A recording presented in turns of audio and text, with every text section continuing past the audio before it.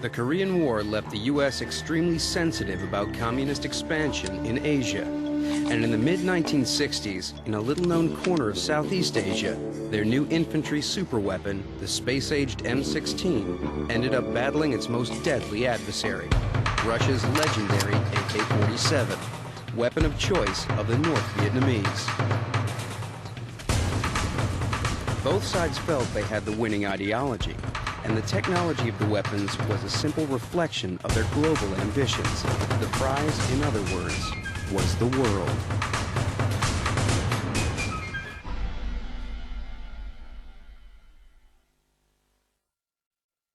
Both sides already had accurate and reliable infantry rifles that had done great service in World War II. The bad news was they could only fire one bullet at a time. To fill the air with lead, the submachine gun was the weapon of choice. But unlike the rifle, hitting a target beyond 50 yards was more luck than judgment. The assault rifle, half machine gun and half rifle, was designed to do the job of both. The Soviet and American assault rifles were very different designs. As a test of whether communist or capitalist technology was better, Vietnamese combat conditions were ideal. You were not able to see your enemy. You were in a jungle environment where all you were seeing was muzzle flashes or maybe some smoke. You didn't have a clearly defined target, so you would have an area target which you would spray with ammunition to keep your enemy's head down. Basically, it's whoever lays down a heavier volume of fires who's going to win. It's firepower that counts. And with an assault weapon, you've got firepower. Firepower could keep you alive, and soldiers developed very close relationships with their guns. As an Army infantryman, this is sort of like an extension of my arm. It was always close to me. I would never go anywhere or think about going anywhere without reaching for my weapon.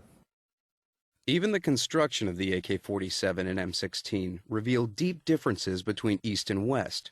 In 1990, 7 years before his death, M16 designer Eugene Stoner gave a rare interview with AK-47 designer Mikhail Kalashnikov. In it, he recalls how U.S. demands for a super-light weapon forced him to make radical advances in the M16's construction.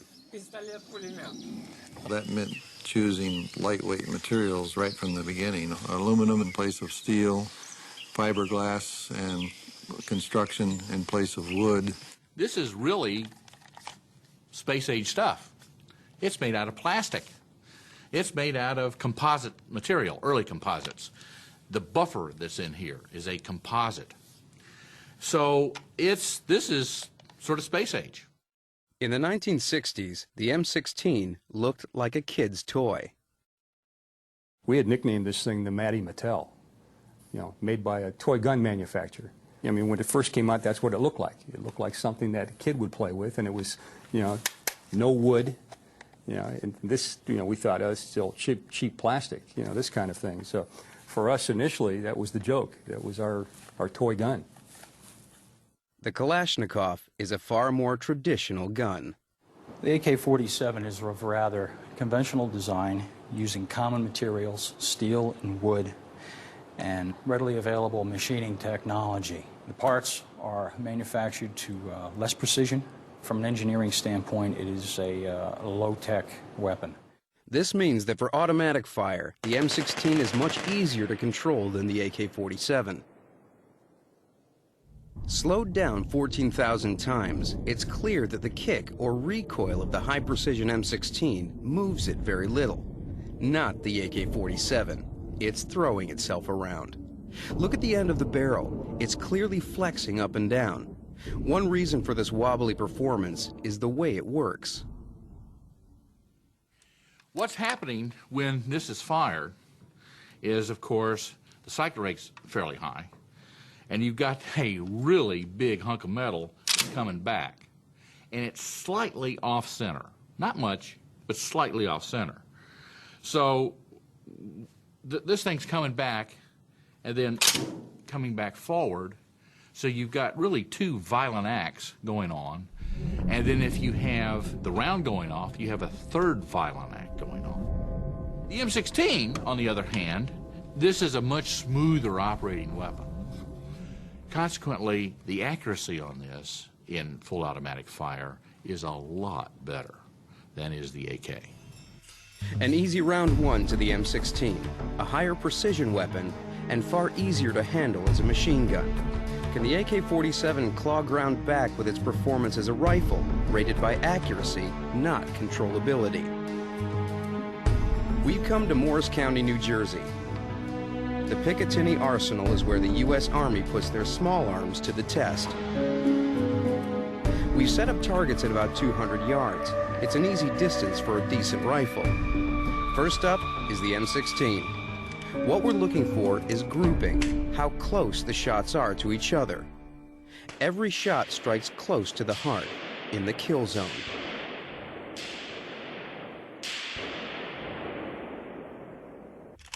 Now, the AK-47. Only one of the 5 shots even tags the lower left edge of the paper. Not one strikes the kill zone. And it's clear from the design of the sights that the American weapon was designed to be more accurate from the very start. The sights are very good. You have a little peep sight here in the back, okay, which you can use for short range. And what you could do is you can actually flip it forward, and if you look on the back, you can actually see an L. That's for long distance. In the front, you have just a post with what we call bunny ears, which flare out. And what you do is you center your post in the center of your rear sight, and you put it right on target, and you fire, and you should hit target. The AK sight is very crude. It's not as good as the peep sights that the Americans have been using since World War II. You take your front post and you line it up with the little notch right here, and the top of the front post and the top of this bar will be level. And you set your target right on top of those 3 points. This weapon really isn't meant to shoot out 400 meters. You've got to have really good ammunition, a good barrel, nice steady hand, a good eye, and no wind conditions to shoot out any distance like that. If you do hit somebody at that distance, it'll hurt, but you're not necessarily going to be able to do it every time. Out in open terrain, that extra accuracy could give the M16 a decisive advantage. Round 2 to the M16, an easier machine gun, a more accurate rifle. The much like World War II rifle ammunition seemed an obvious choice for America's first lightweight assault rifle, but the powerful recoil of the old ammunition made their new featherweight M14 dangerously uncontrollable as a machine gun.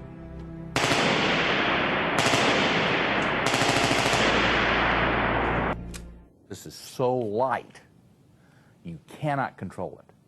So the first round, if you were to fire this fully automatically, the first round would be there, the second round would be there, third round would be there.